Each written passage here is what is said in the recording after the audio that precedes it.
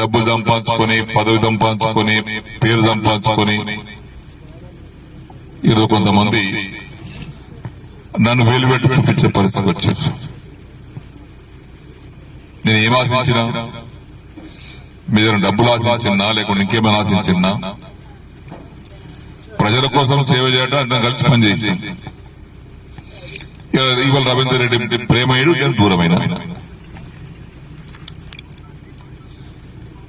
రవీందర్ రెడ్డి చరిత్ర మీకు తెలియదు, చాలా ఇది అవసరం లేదు. కానీ ఈరోజు మీ అందరి ఆశీర్వాదంతో 2023లో కూడా గెలుచుకున్నాం. ఈ రోజు కూడా నాకున్నటువంటి ఇంటెలిజెన్స్ రిపోర్ట్ గాని, సమాచారం గాని, మన నియోజకవర్గంలో మళ్ళా మన జెండా ఎగురుతుంది.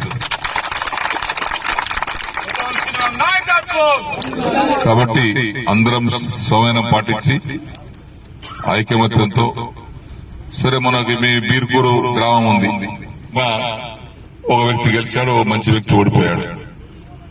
నష్టం ఎవరు జరిగింది? ప్రజలు జరిగింది. నేను ఊళ్ళ తిరిగి చెప్పాను, విఠల్ గారిని కలిపేయండి, మీకు అన్ని విధాలు చేస్తాను. ఇవాళ 4-5 కోట్ల రూపాయలు డెవలప్మెంట్ ఆగిపోయింది. ఇలా గ్రామం చూస్తే ఎక్కడిదక్కడ భ్రష్టు పట్టిపోయింది, ఒక్క పని లేదు.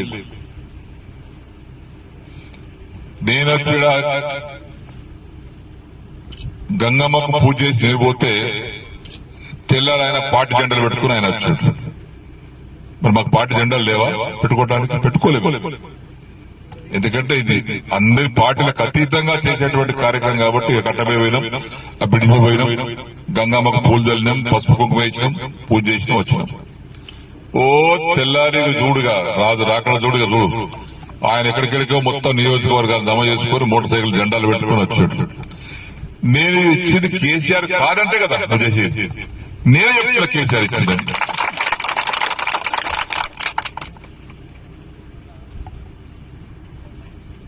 దానికోసం ఇక రకరకాలుగా సన్నాసులు కొంతమంది రావడం. ఇప్పుడు ఏమైతుంది, అంత పెద్ద రోడ్డు కట్టించిన 7 కోట్లు పెట్టి బీర్కూల్లో రాత్రి చీకటి, సెంట్రల్ లైటింగ్ లేదు. మరి సెంట్రల్ లైటింగ్ రావాలంటే ఆడికి పోవాలి, ఎమ్మెల్యే దగ్గరికి పోవాలి కదా. ఎమ్మెల్యే ఆడికి తీసుకొని ఇస్తాడు కదా. ఇప్పుడు తిమ్మాపూర్ ఇవ్వలేదా, చందూరు ఇవ్వలేదా, మొసర ఇవ్వలేదా, బాన్సోడ ఇవ్వలేదా, వర్ణ ఇవ్వలేదా? 7,50,00,000 పెట్టి రోడ్ వేసినాం, సెంట్రల్ లైటింగ్ లేదు. ఏడికొంత వస్తాయి పైసలు? అవి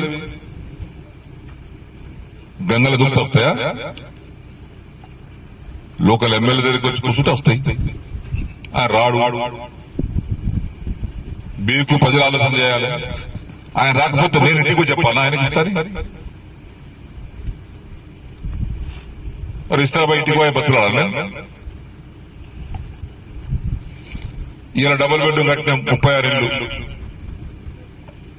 ఇప్పుడే కలెక్టర్ గారితో వస్తున్నారు.